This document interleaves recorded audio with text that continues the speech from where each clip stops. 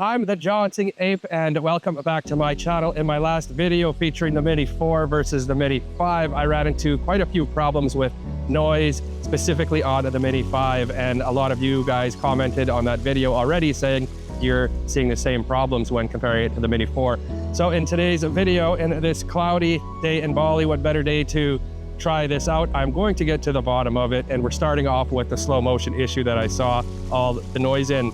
If you're new to my channel, I like to travel and do reviews of my cameras as I'm traveling, and in today's video we're tackling the DJI Mini 5 noise.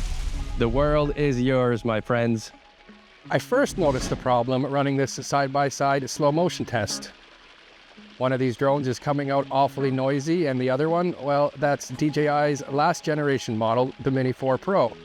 In this sequence, both drones are on identical settings, and the Mini 4 is looking a lot cleaner than the Mini 5, isn't it? Now, how in the world could that be? My first thought was that I'd somehow juggled the files up and mislabeled them, but after digging into that, it was a quick dismissal.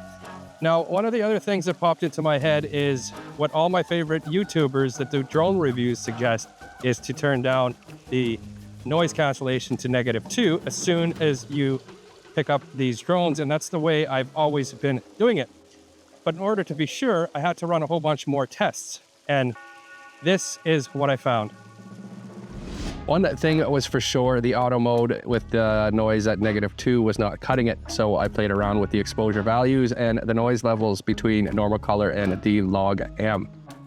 You'll want to pay close attention to the sides of these clips, as this is where the images start to fall apart in the slow motion setting. A lot of this will be personal preference, and I have all of these different settings here for you to look at and see which one works best for you. I found out quickly that increasing the noise reduction gives it a real gummy look, and this is especially bad in the low light, which we'll get to in a bit. But there is a sweet spot I found for myself. For the normal color setting, I liked the exposure value at 0 with the noise at +1 and the sharpness -2. And if I wanted to bring the noise down to -2, it was in D-Log M with the exposure lifted to +7. Wagoose? Yeah, it's pretty good, yeah. Yeah.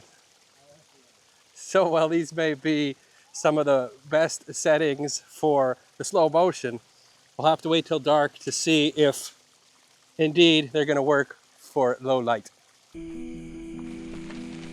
These rice farmers have been nothing short of terrific, and I couldn't think of a better place to hang my hat than this villa here in Bali. When the sun goes down, most of the reviews I see with these drones are flying sky high over top of these cities. But for me, I like to keep things closer to the ground. Steady, quiet, and controlled.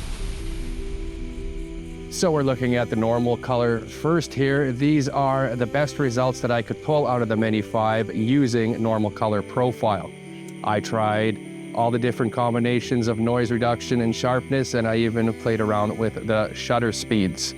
I went through 3 batteries just buzzing around my little pool area here at the villa, and I only ended up crashing the drone one time.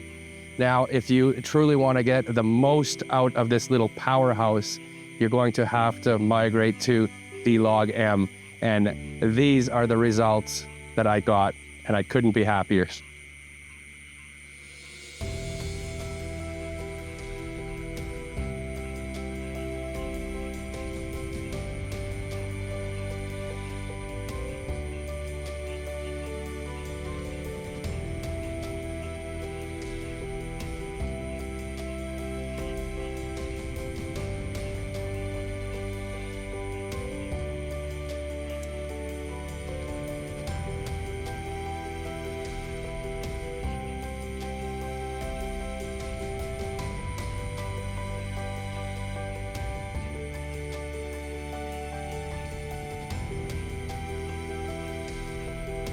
So that's it. I spent the last 2 nights here figuring out this noise issue, and I've solved it for myself. Hopefully some of that footage will get you in the right settings that you need.